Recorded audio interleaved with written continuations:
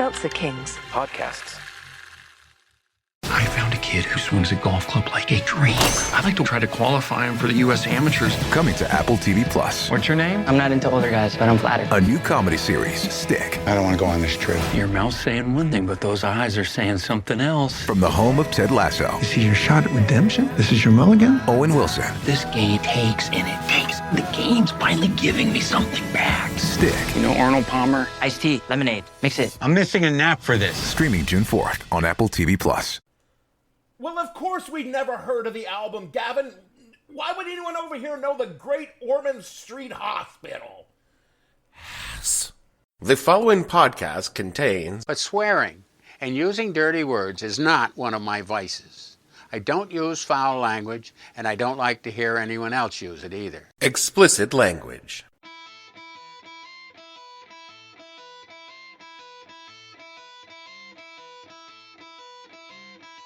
Hello and welcome to the podcast that asks a simple question.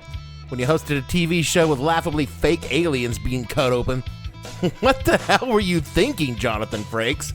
I'm your host, Dave Bledsoe, and this is episode number 452, the Subterranean Homesick Alien Autopsy show, where we talk about that time Fox aired a fake alien autopsy in 1995. Stay tuned.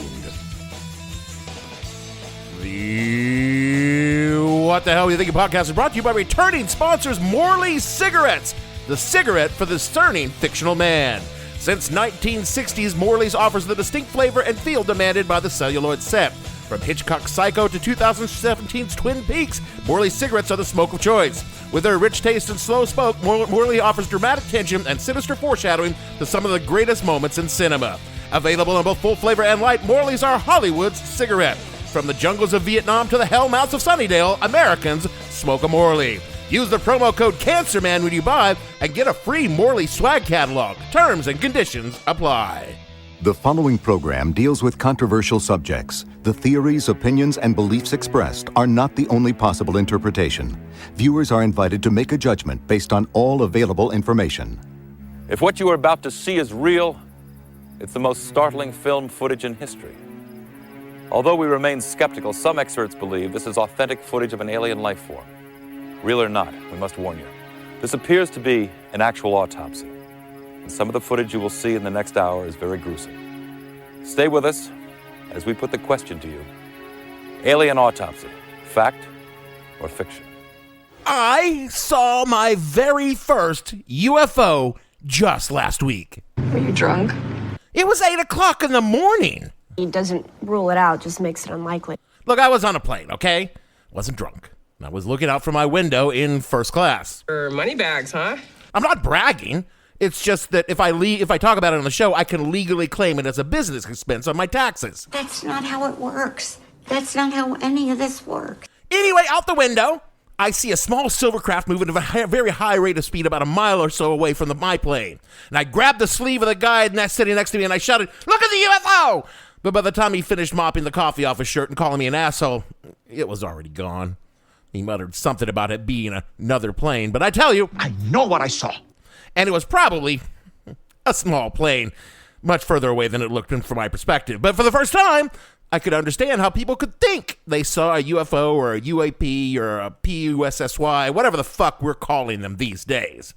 And that's a huge bummer for me because I've always wanted to see a UFO. Even as a kid, after watching Leonard Nimoy talk about alien visitors on In Search of...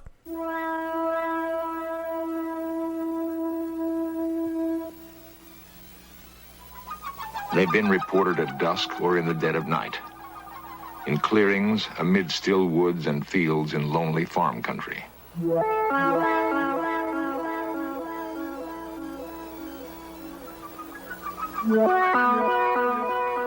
Sometimes they come in silence, sometimes with quiet thunder. Often they leave marks in the earth, signals of their passing. They've been seen but fleetingly, and their extraordinary presence creates a frightening mystery. In fields from West Virginia through Wisconsin to Oregon are the beginnings of answers.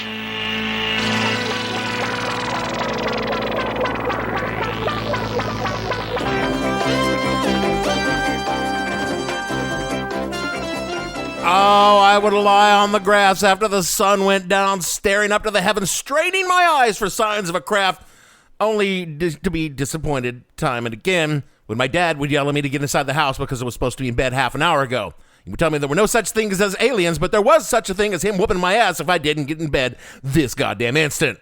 Don't make me say it again! And as an adult, after listening to many hours of Coast to Coast AM with Art Bell in the dead of the night. The East of the Rockies, you're on the air. Hi, Art.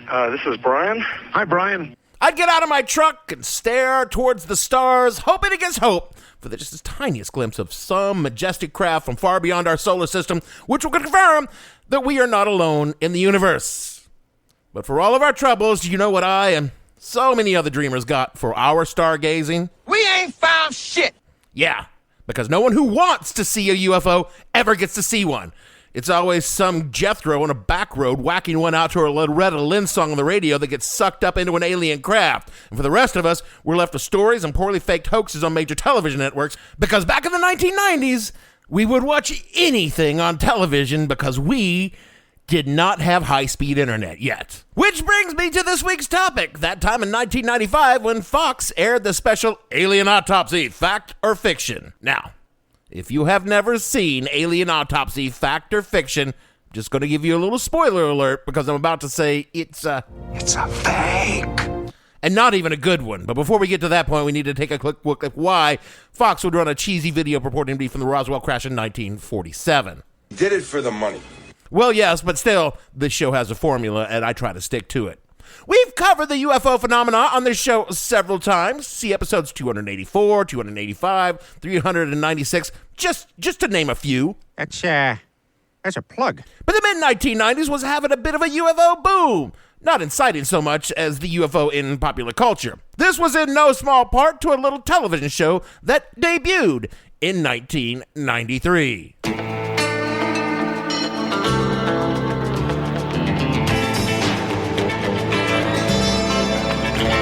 The eyes of a ranger, the unsuspecting stranger, had better know the truth of wrong from right. 'Cause the eyes of the ranger are upon you. Any wrong you do, he's gonna see. When you're in Texas, look behind you, 'cause that's where the ranger's gonna be. I'm kidding, although I believe aliens are the only explanation as to why Chuck Norris thought he could sing that song. No, I'm sorry, obviously, I'm having a little goof with you. The show that kicked off the whole UFOs and pop culture things was this one. She was working in a bridal shop in Flushing, Queens, till her boyfriend kicked her out in one of those crushing scenes. What was she to do? Where was she to go? She was out on her fanny. So over the bridge from Flushing to the Sheffield door, she was there to sell makeup, but the father saw more. She had style, she had flair, she was there. That's how she became the nanny. I guess, okay, clearly I am just toying with you by playing opening credits from shows that also debuted in 1993 that have nothing to do with UFOs, although I do think Fran Drescher is from another planet. No, we all know the show that I'm talking about. You know it. They said a woman doctor could not survive alone on the new frontier. But I won't give up. And I'm not alone anymore. I've inherited a family. And that may be the biggest challenge of all. Okay. Dr. Quinn, Medicine Woman, wasn't it either. I'm talking about the X-Files.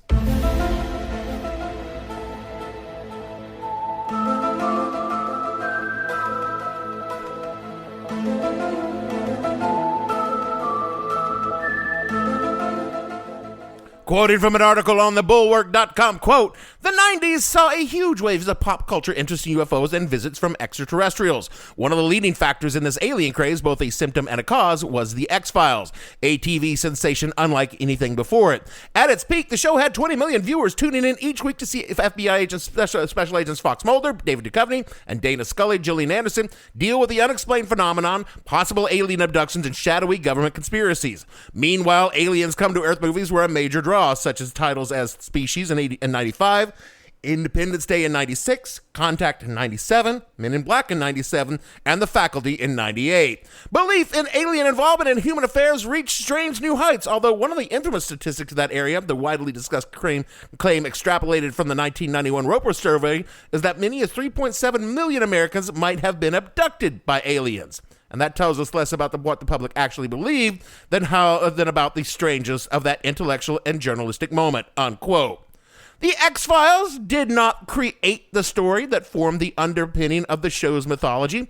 Chris Carter drew deeply from established UFO lore that, starting in the 1970s and into the 1980s, grew larger in the zeitgeist of the American public. There had been other pop culture moments when UFOs were on the collective minds of Americans. What the X-Files did was take those stories out of the hands of, the nerds, the dweebs, the spazzes, and put them into the hands of the smoking hot hands of two actors that everyone wanted to fuck, both individually and in the families of the many of us, in a wet, hot, nasty. The French have a name for it, ménage à trois. I mean, I'm sure Betty and Barney Hill were a lovely couple, but no one wanted to get involved into a filthy fuck-fest threesome replete with whips, chains, and being the center link in a human finger cuff with Scully pegging you from behind and Mulder doing front dick duty. Dave! Where was I? Oh, right, the X-Files. UFOs, up until 1993, were the providence of heavily spectacled men typing extremely earnest articles in magazines and holding meetings in inexpensive diners in small towns where Jim Earl Raybob had just gotten ass spelunked by three gray aliens who drove a blue Chevy Malibu, kind of like Jim Earl Raybob's best friends. Probably just a coincidence. More importantly, the raw, throbbing sexuality of the X-Files demonstrated to television executives that something more important than the existence of extraterrestrial life was at stake. A lot of money to be made. Now, there were two ways this money could be made. The first was creating well-written and well-acted works of fiction like The X-Files. Sounds expensive. Which is exactly what the network executives of Fox Television thought as well, because they knew there was a second way which money could be made. Just cheap crap. And when given the choice between spending lots of money to make a lot more money or spending very little money and making slightly less money than the expensive option, the choice was simple. I will drown you in this cheap crap. So it was the Fox executives who their minions went on the prowl for low-budget bullshit to capitalize on the UFO money that was so hot at the time. A Fox exec by the name of Mike Darnell, a man whose contributions to television include such cultural touchstones as When Animals Attack, America's Scariest Police Chases, and let's not forget American Idol. We have no law to fit your crime. He came in contact with a London-based video producer named Ray Santilli. Santilli, who prior to 1995's biggest claim to fame was the 1987 production of a charity single for the Great Ormond Street Hospital, or GOSH, featuring Boy George, Dollar, Grace Kennedy, Hazel O'Connor, Noddy Holder, and Peter Cox, which is one name you know and five people that no one outside the Great Ormond Street Hospital has ever fucking heard of. Am I going to play this dog turd of a song for you? You goddamn right. You goddamn right.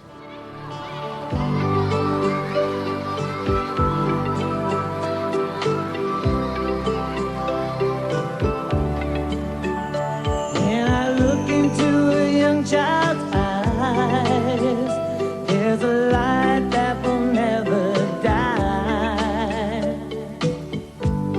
How can we let these hopes and dreams slip by? Just slip by. But do we have to wait forever? No, we won't have to wait forever. I'll be here with you. I'll take care of you. So share a coin for the wishing well, and then who can tell what the future brings?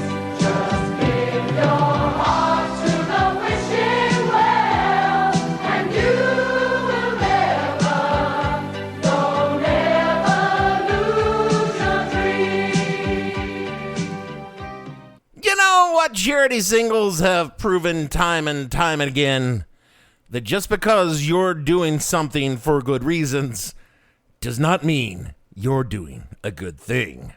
Santilli had been on UK radio and television for a little while, shopping rumors of some big project that he was pursuing involving aliens. Aliens from space.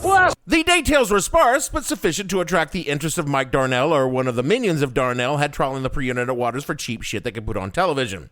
Quoting now from Mental Floss, quote, "And there was ideal subject matter. Grainy footage of an alleged alien autopsy obtained by a London video producer named Ray Santilli, who claimed he purchased it from a military photographer while searching for other documentary footage in 1992. The film was said to be shot by a United States Army shortly after recovering the body from a 1947 crash in Roswell that has since become an indelible part of UFO lore. In 1995, Santilli told the Daily News it took 2 years of haggling before the photographer sold him the footage. It sounded ridiculous, but the guy seemed genuine," unquote. Now, lest you think Fox was foolishly spending, according to reports at the time, between $150,000 and $250,000 for clearly bogus film footage, I want you to know that Santilli had the film tested and was verified by the film experts. Kodak film for the times of your life. See, he said he sent a snippet of the film to Kodak, who reputedly analyzed it and came back with the results that it was manufactured either in 1927, 1947, or in 1967. But that's not specific. Yeah, funny that. Also, even if the film could be conclusively dated to 1947 when the Roswell clash allegedly occurred. It's a balloon, ain't it? Well, yes, it was, but even so, that doesn't mean that it was filmed, that the film was filmed in 1947, because properly stored film can last decades and still be shot and developed. I have packs of film in my freezer from the early 1980s that theoretically should work fine if I shot them today. So this is not exactly proof of authenticity, but this wasn't the selling point for Santilli. What made it worth $250,000 was the clarity and detail of the film. Unlike the standard blurry photography associated with most alien encounters, the Santilli film was professional shot, with good lighting, proper exposures, good camera angles, and most importantly, tons of blood, gore, and guts, and veins and teeth. The autopsy video was gorier than some B-movie horror flicks, and most importantly, you could see alien dick. If aliens had dicks, which they don't, because according to all the sources that I read, they're as smooth as a Ken doll, a gray Ken doll down there. So it was that on Monday, August 28, 1995, after weeks of hype, Alien Autopsy Fact or Fiction aired on a primetime slot on Fox. Now, Fox made sure to provide the appropriate skepticism to the content, largely by having the special hosted by Jonathan Incorrect strategy. Number 1. Frakes, who was also the host of Believe It or Not ripoff called Beyond Belief, Fact or Fiction. What really happened here? Who was the cowboy who confronted Johnny and Larry that night? Was the old woman in on it, too? Could Danny have been hallucinating? But if Dan was hallucinating, who ate house food? What about the mysterious behavior of the barbecue lid? Was it really the nanny? Does this story seem possible? Was the morgue attendant in on the deception, too? Were there gases trapped within the milk bucket that caused the activity? How was the doctor able to send email without a computer? Was the sewing machine taken over by the spirit of Byron's grandmother? Could a plant really identify a murderer? Is it possible that a parrot could give a young girl the will to live? Was the sister's husband really the victim of amnesia? But then how do you explain the bullet hole in his phone? Is this story true? Can a fertilized octopus egg ingested into the human system actually grow inside the body? Do you believe this story? The show, the Alien Autopsy show, featured a who's who of Roswell characters, including Walter Haut, the Army Air Force officer who told the papers that we had recovered a flying disc at Roswell, Jesse Marcel, the officer who investigated the crash and collected the debris, Kevin Randall, a ufologist and Roswell expert, Stanton Friedman, a physicist who lends credibility to UFO investigations, Private Detective Bill Deere, whose previous investigation included the kid who allegedly played D&D for real in the tunnels beneath his university, Dallas Egbert. See episode 319. Stupid plugs. And so many more fringe character actors from the UFO universe. And the show was popular. More from Mental Floss, quote, when it initially aired on August 28, 1995, Alien Autopsy Fact or Fiction was presented with the requisite dose of skepticism. In addition to Frakes, the networks enlisted a support series of experts, including pathologists and special effects masters like Stan Winston, to opine on the credibility of the footage. Ultimately, the viewer was left to decide whether they were watching long-buried evidence of alien life or falling prey to Fox's low bar for programming. Puzzling it out was good for ratings. Alien Autopsy received an 8.1 share, meaning 8% of the 94.5 million homes with televisions were watching it, though that was still bested by The Nanny. The special was so successful that Fox aired it twice more in the fall, including one uncensored version, that's where the alien dick was at, promising more alien gore, unquote. The show was a modest hit for Fox by all standards, though the rerun of The Nanny did beat it in the ratings because Fran Drescher much hotter than neutered alien greys. Beyond that, the show did spark a frenzy.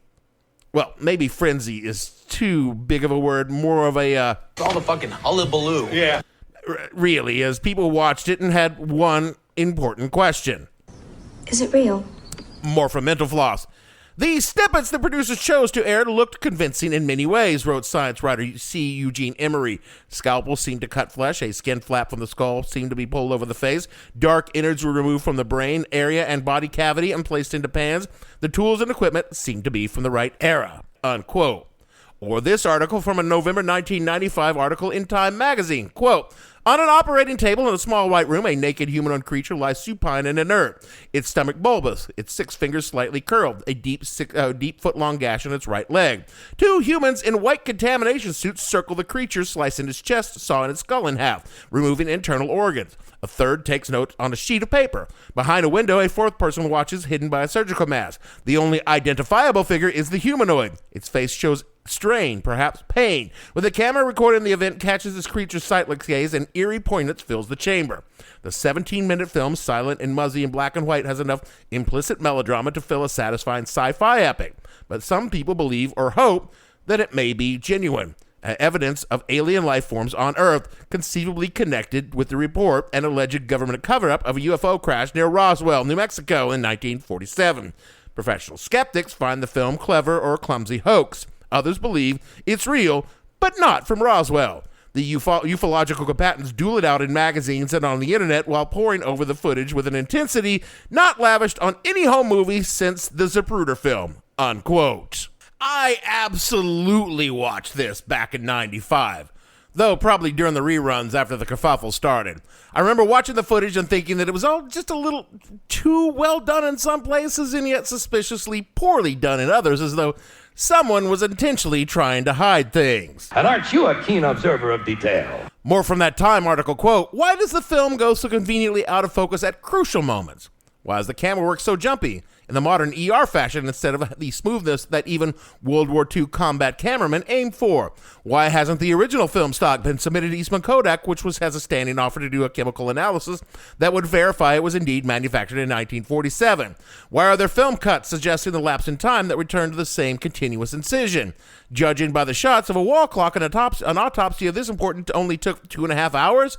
It's no wonder that nearly all special effects artists think this is bogus. Toronto-based special effects artist Gordon Smith, who did Natural Born Killers and JFK, says that a lot of us think this came out of England from a B-grade studio, unquote. There were other hints that the footage might not be so much real, like later images of the actual film reels provided by Santilli that were labeled Department of Defense, which would be a strange thing for the Army Air Force to label in 1947, since the Department of Defense wasn't created until 1949. And while the film's creators tried to dress the set in period-appropriate equipment, close observers noted errors like phones not manufactured until the 1950s and typewriters not made until well after the film was allegedly shot. The entire thing was clearly a fake and not a particularly well done one. This made some people very mad. And those people were mostly the people who believed in UFOs. In a scathing denunciation of the film posted to an early email listserv called SNet UFO, I found on VJEnterprises.com, a ufologist by the name of Kit Jeffrey blasted it thusly, quote, to paraphrase Sir Winston Churchill, Never in the history of human deception have so many been fooled by so few. The claimed 1947 Alien Autopsy footage, acquired and marketed by Merlin Productions, a small London video distribution company owned by Ray Santilli, has now been seen, and in many cases believed, by tens of millions of viewers over 30 countries worldwide.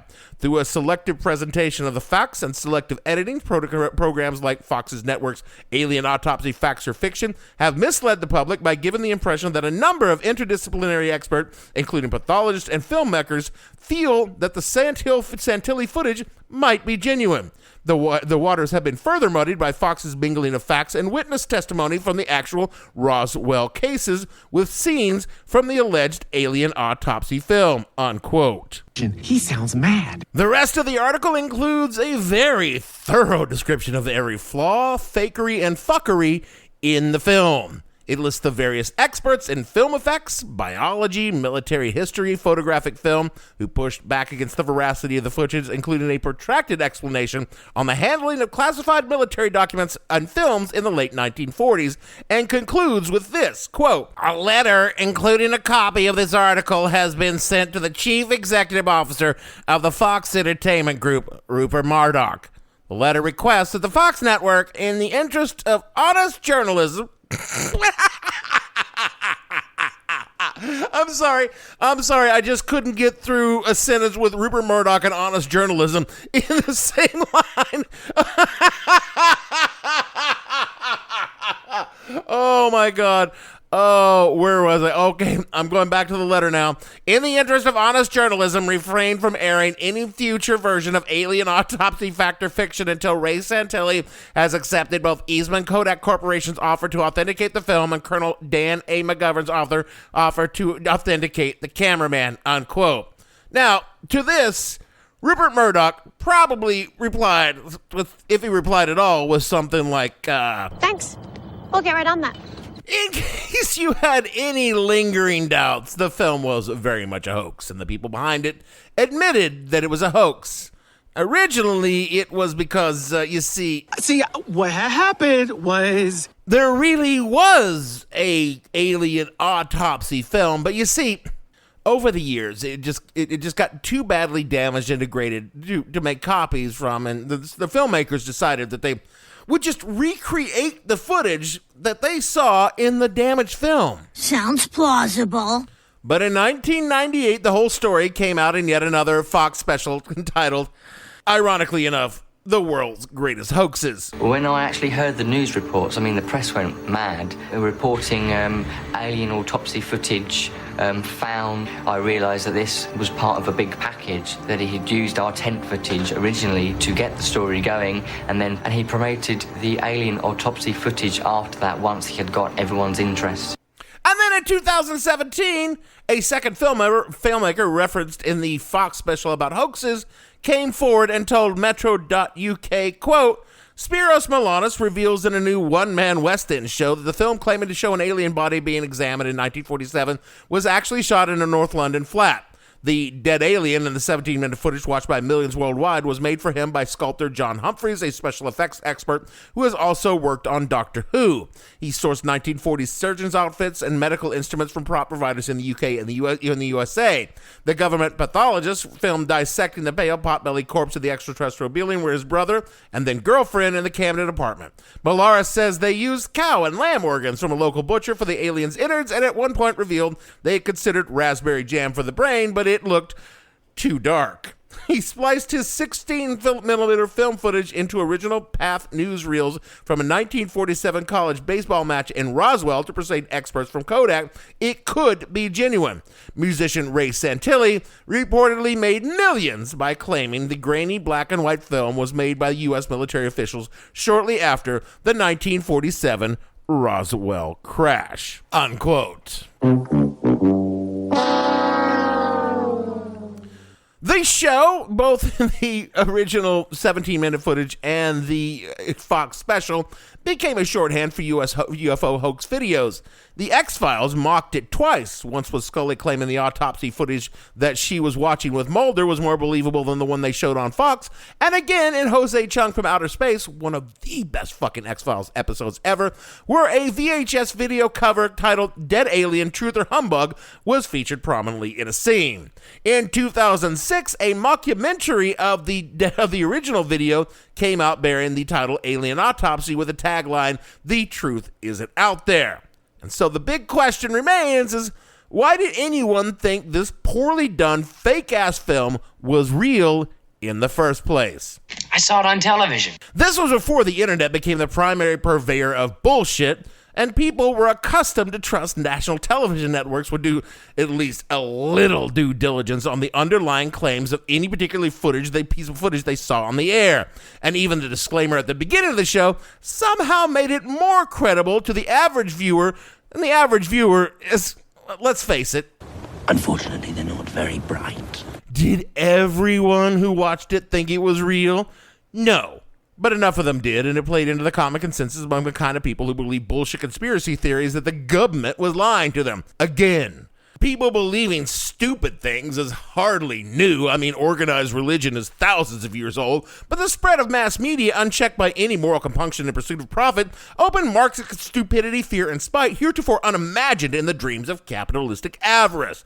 You think it was a coincidence that the entire news network dedicated to peddling propaganda lies and dick pills to an aging, credulous population debuted just a year after Alien Autopsy by the very same parent company?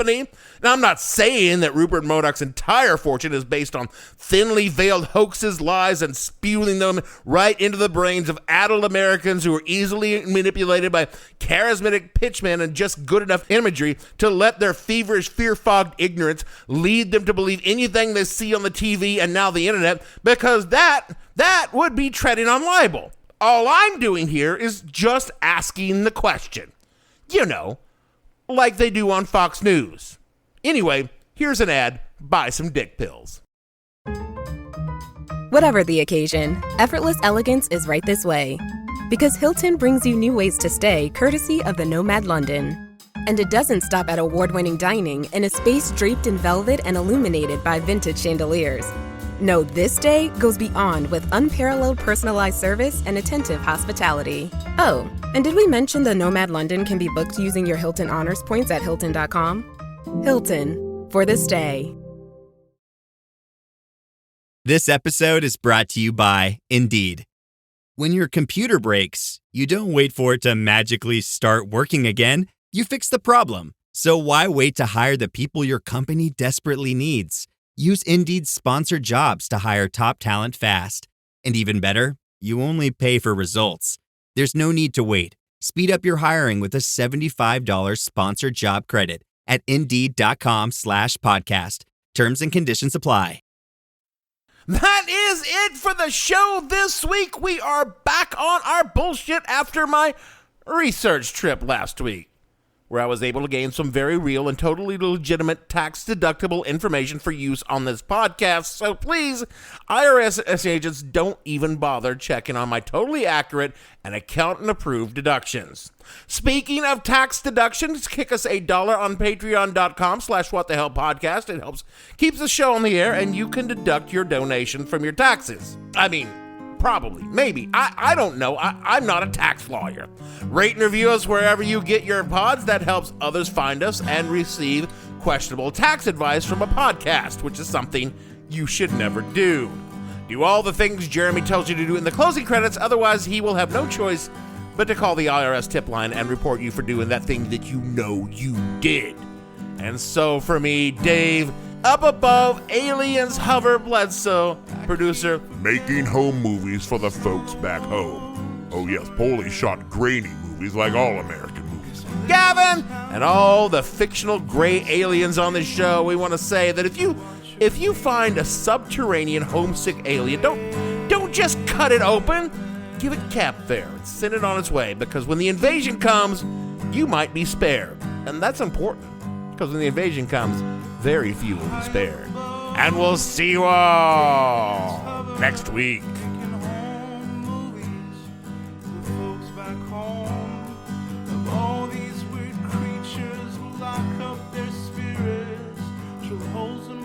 What the Hell Were You Thinking stars Dave Bledsoe and features Gavin St. James and several fictional minions. The show is produced by Kimberly Steele and a part of the Seltzer Kings podcast network. You can find more information on the show on their website, whatthehellpodcast.com, or on Twitter at @thehell_podcast, or on Facebook as What the Hell Podcast. Thanks for listening. I have no ending for this, so I take a small bow.